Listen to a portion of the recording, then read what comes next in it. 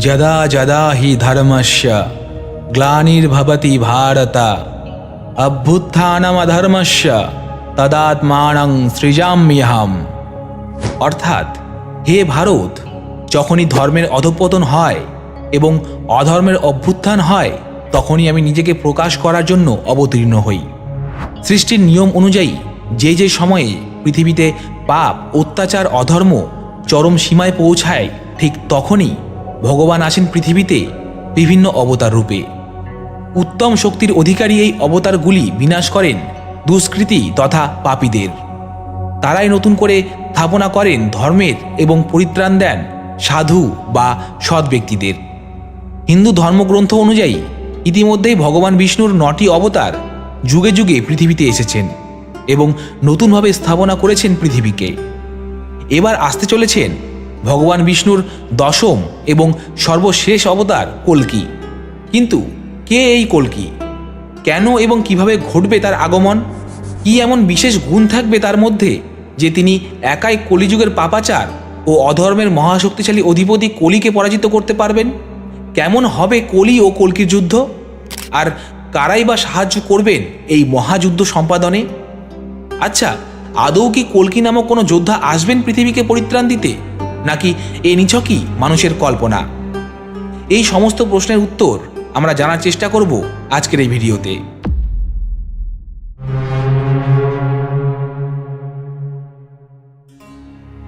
সংস্কৃত শব্দ কালকা, এর অর্থ অপবিত্রতা বা নোংরামি, আর সেখান থেকেই এসেছে কল্কি শব্দটি, যার অর্থ দাঁড়ায় অপবিত্রতার বিনাশকারী বা অন্ধকার তথা অজ্ঞতার বিনাশকারী।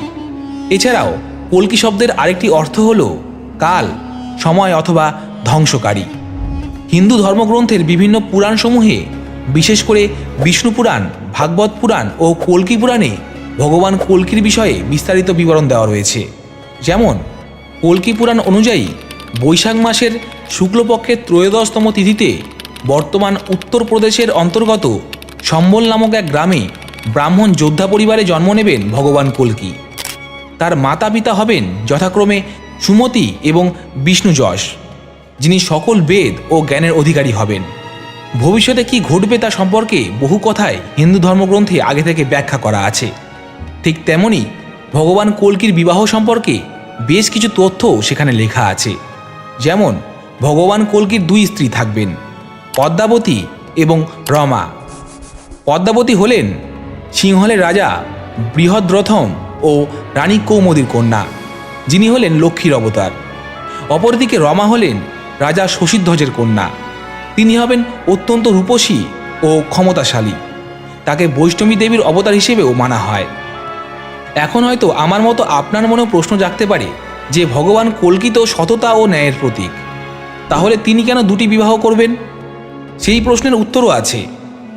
আসলে ভগবান কল্কি প্রথমে রাজকন্যা পদ্মাবতীকে সমস্ত বিধি পরম্পরা মেনে বিবাহ করবেন, কিন্তু কিছু কিছু পাণ্ডুলিপির মতে রমাদেবী সেই ত্রেতা যুগ থেকে তপস্যা শুরু করেছিলেন ভগবান রামকে পাওয়ার জন্য, কিন্তু তার ওই তপস্যা ভঙ্গ হবে এই কলিযুগে এবং তিনি এই কল্কিকেই স্বামী হিসেবে পাবেন এবং সহধর্মিনীর মতো তাকে অনেক সাহায্য করবেন অধর্মের বিনাশ ঘটিয়ে নতুন পৃথিবীর জন্ম দেওয়ার জন্য।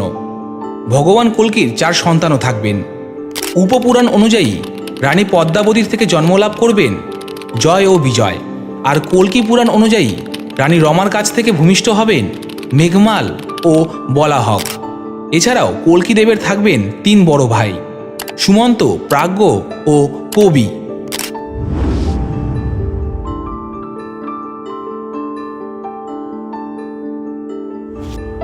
আলোকোজ্জ্বল দেহ এবং অতিমানবিক শক্তির অধিকারী হবেন ভগবান কল্কি।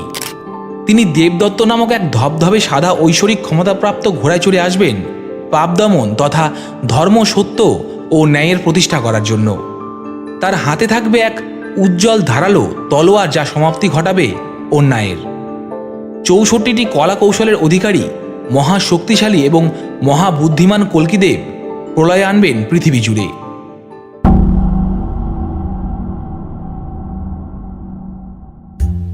কল্কিদেবের অপেক্ষায় আজও 7 চিরঞ্জীবী দিব্য মহাপুরুষ অপেক্ষা করে আছেন।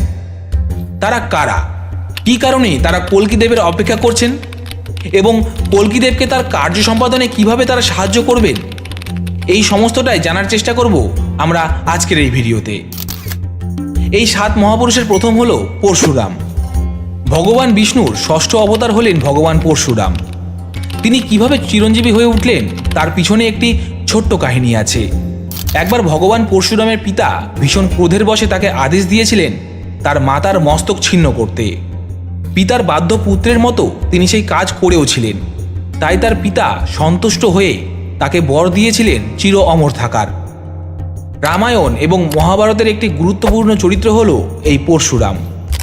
মনে করা হয় তিনি বর্তমানে মহেন্দ্রগিরি পর্বতে তপস্যায় মগ্ন আছেন কল্কিদেবের অপেক্ষায়, কারণ তিনি হবেন কল্কিদেবের গুরু, যার কাছ থেকে কল্কিদেব বিদ্যা, জ্ঞান, সমস্ত কলাকৌশল এবং অস্ত্রশস্ত্র পরিচালনার শিক্ষা গ্রহণ করবেন। এরপর হলেন অশ্বত্থামা। ইনি হলেন গুরু দ্রোণাচার্যের পুত্র, যিনি আজও নিজের মুক্তির জন্য অপেক্ষা করছেন, কারণ তিনি মহাভারতের যুদ্ধে কৌরবদের পক্ষ নিয়েছিলেন। ফলে শ্রীকৃষ্ণ তাকে কলিযুগের শেষ পর্যন্ত বেঁচে থাকার অভিশাপ দিয়েছিলেন। মনে করা হয় আজও তিনি মধ্যপ্রদেশের আশিরগড় দুর্গে অবস্থিত একটি শিব মন্দিরে তিনি প্রতিদিন পূজা দিতে আসেন। তৃতীয়, মহর্ষি ব্যাসদেব। 4 বেদ, 18 পুরাণ সহ মহাভারত ও শ্রীমদ্ ভাগবত গীতার রচয়িতা ব্যাসদেবও নাকি আজও জীবিত, এবং তিনি তার বিভিন্ন গ্রন্থে ভগবান কল্কি সম্পর্কে অনেক কথাই আগে থেকেই লিখে গেছেন। তাই তিনিও কল্কিদেবের আগমনের অপেক্ষা করছেন। এরপর আসছে বিভীষণ। রাবণের ভ্রাতা বিভীষণ ছিলেন এক পরম রাম ভক্ত। সীতাহরণের সময় তিনি বারবার লঙ্কাধিপতি রাবণকে বুঝিয়েছিলেন এমন পাপ না করতে, কিন্তু অহংকারী রাবণ তার কথা শোনেননি। তাই তিনি ধর্মের পথে থাকতে চেয়ে রামকে আপন করে নেন। তাই তিনিও শ্রীরামের থেকে চিরঞ্জীবী হওয়ার আশীর্বাদ পান, আর সেই কারণেই তিনি আজও অপেক্ষামান নীতি। ইনি হবেন কল্কিদেবের কূটনীতিবিদ। এরপরে আসছে রাজা বলি। রাজা বলির সম্পর্কে জানেন না এমন মানুষ হয়তো খুব কমই আছেন। তিনি ছিলেন অত্যন্ত অহংকারী। তাই তাকে শিক্ষা দেওয়ার জন্য ভগবান বিষ্ণু এক ব্রাহ্মণের রূপ নিয়ে রাজা বলির কাছে যান। তার কাছ থেকে 3 ভাগ ভূমি দান হিসেবে প্রার্থনা করেন তিনি। তখন তাকে রাজা বলেন তার ইচ্ছা মতো সে যে 3 স্থানে পদার্পণ করবেন সেই ভূমি তার হয়ে যাবে। এইবার ভগবান বিষ্ণু তার প্রকট রূপ ধারণ করেন এবং তার প্রথম পা রাখেন সমস্ত পৃথিবী জুড়ে, আর দ্বিতীয় পা ফেলেন স্বর্গলোকে। এবং যখন তৃতীয় পা রাখার জায়গা পাচ্ছিলেন না, তখন রাজা বলি তার মাথা নত করেন। ভগবান বিষ্ণু তার পা যখন তার মাথায় দেন, চিরকালের জন্য তিনি পাতালে প্রবেশ করেন চিরঞ্জীবী হয়ে।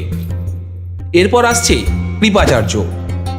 অশ্বত্থামার মামা ছিলেন গুরু কৃপাচার্য। তিনি পাণ্ডব ও কৌরবদের শৈশবকালের গুরু ছিলেন। তিনি হলেন সপ্তঋষির একজন এবং মহাভারতের যুদ্ধের সেই 18 জন যোদ্ধার মধ্যে একজন, যিনি যুদ্ধের পরেও বেঁচে ছিলেন। তিনিও হলেন এই সপ্ত চিরঞ্জীবীর একজন, যিনি আজও অপেক্ষা করছেন কল্কি অবতারের। সপ্তম এবং সর্বশেষ চিরঞ্জীবী তথা কল্কিদেবের সাহায্যদাতা হবেন রামভক্ত হনুমানজি। ভগবান শ্রীরামের প্রসঙ্গ উঠলে প্রথমেই মনে পড়ে হনুমানজির কথা। সবচেয়ে শক্তিশালী এবং মহাবীর হনুমানজিকে চিরঞ্জীবী হওয়ার বরদান করেন মাতা সীতা, এবং শ্রীরাম তাকে আদেশ দিয়েছিলেন ধর্ম ও শ্রীরাম নামের বাণী কলিযুগের শেষ পর্যন্ত পৃথিবীতে ছড়িয়ে দিতে, আর আজও তিনি সেই আজ্ঞায় বহন করে চলেছেন। যেদিন কল্কিদেবের সাথে হনুমানজির সাক্ষাৎ হবে, সেদিন তিনি শ্রীরামের দর্শন পাবেন কল্কিদেবের মধ্যে, এবং তখনই তার আদেশ ভঙ্গ হবে, আর তারপরেই তিনি মহাদেবের মধ্যে বিলীন হয়ে যাবেন। এই 7 চিরঞ্জীবী কোনো না কোনো রকমভাবে কল্কিদেবকে সাহায্য করবেন অধর্মের বিনাশ করতে, এবং নিজেরাও মুক্তিপ্রাপ্ত হবেন। এরপর আসা যাক কল্কি এবং কলির যুদ্ধ সম্পর্কিত তথ্যে।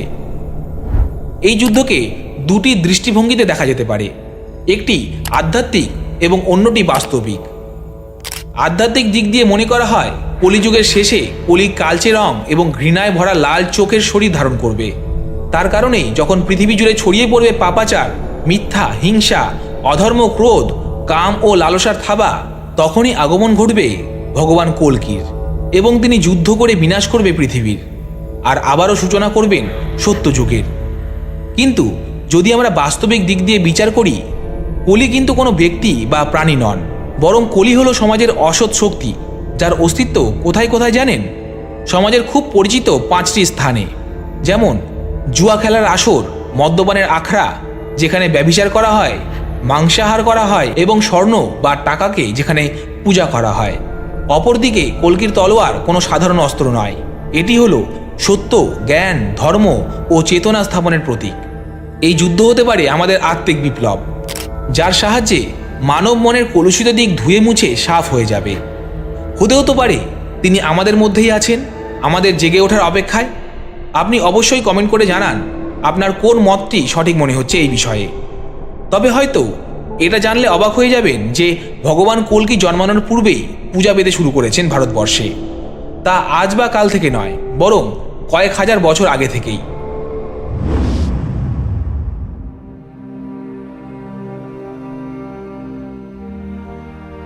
রাজস্থানের জয়পুরে অবস্থিত ভগবান কল্কির মন্দির, এবং এই মন্দিরই নাকি বিশ্বের প্রথম কল্কি ভগবানকে উৎসর্গীকৃত মন্দির।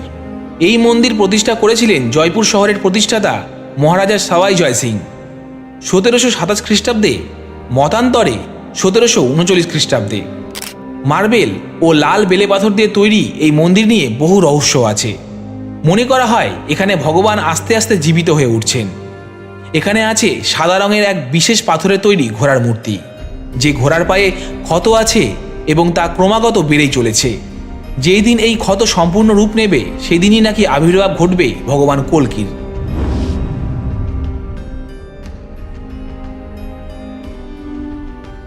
ভগবান কল্কি ও কলির যুদ্ধের ফলাফল সম্পর্কে তো আমরা আগেই জেনেছি। এই যুদ্ধের মাধ্যমে দুর্জনদের বিনাশ ঘটবে আর প্রতিষ্ঠা হবে ধর্ম ও ন্যায়ের। মানুষের অন্তরে নতুন করে সত্য ও ভক্তির বীজ বপন হবে।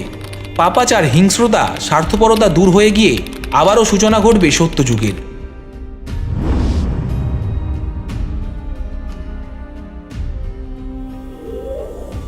বিশ্বাসে মিলায় বস্তু আর তর্কে বহুদূর। বিশ্বাস অবিশ্বাস, যুক্তি, তর্ক তো আছেই ভগবান কল্কির আগমনের ভবিষ্যৎবাণী নিয়ে। তবে আপনি আধ্যাত্মিক যুক্তি ফলো করুন আর নাই করুন, বর্তমানে কিন্তু আমরা প্রতিদিনই দেখছি পৃথিবীর করুণ এবং লজ্জাজনক চিত্র। তাই এবার হয়তো একটু পরিবর্তন দরকার। অন্তরের কলিকে দমিয়ে রেখে আবির্ভাব ঘটুক সত্য, ধর্ম ও শান্তির। যাই হোক, আজ এ পর্যন্তই। আপনাদের সাথে ছিলাম আমি শুভম। আজকের প্রস্তাবনা একটুও ভালো লেগে থাকলে লাইক, কমেন্ট, শেয়ার করতে কিন্তু ভুলবেন না। আর দেখা হচ্ছে পরবর্তীতে এরকমই কোনো নতুন ইনফরমেটিভ ভিডিও নিয়ে। তাহলে ভালো থাকবেন সকলে, ধন্যবাদ।